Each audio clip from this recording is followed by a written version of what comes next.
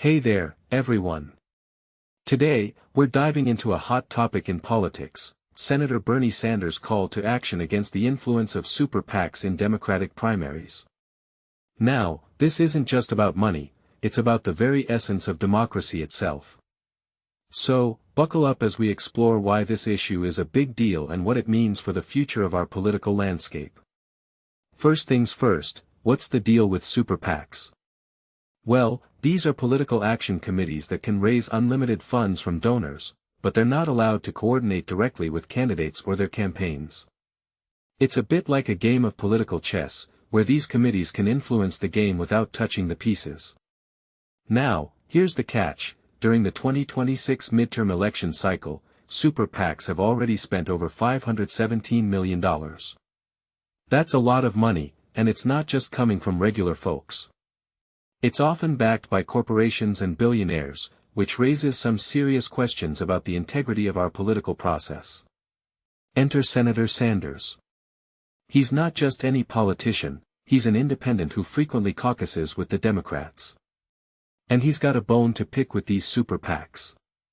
In a letter addressed to Senate Minority Leader Chuck Schumer, House Minority Leader Hakeem Jeffries, and Democratic National Committee Chair Ken Martin, Sanders calls out the corrupt system that these fundraising organizations create.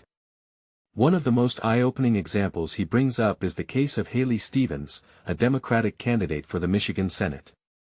Stevens received over $50 million in donations from outside organizations, including a staggering $30 million from the American Israel Public Affairs Committee, AIPAC. Now, here's where it gets interesting. AIPAC is now planning to spend tens of millions to support Republican Mike Rogers, Stevens' opponent in the general election.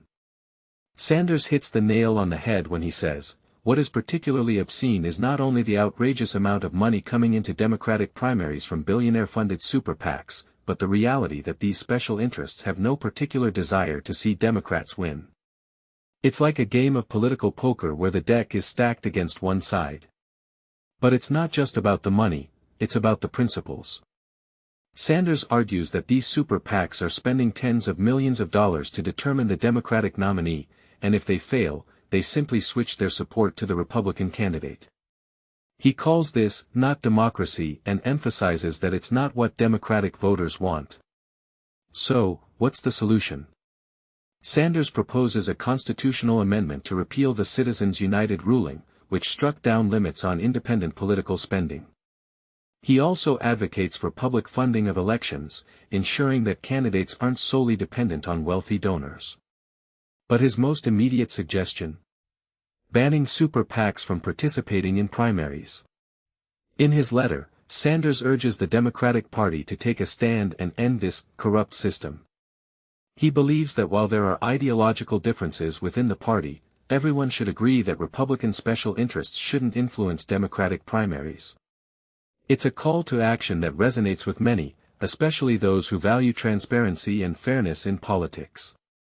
In my opinion, this issue is a wake-up call for all of us. It highlights the need for a more democratic and transparent political system. While it might be challenging to implement these changes, it's crucial for the health of our democracy. What do you think? How can we ensure that our political process serves the people, not just the wealthy few? Thanks for watching, and don't forget to like and subscribe for more insightful content. Until next time, keep questioning and stay engaged.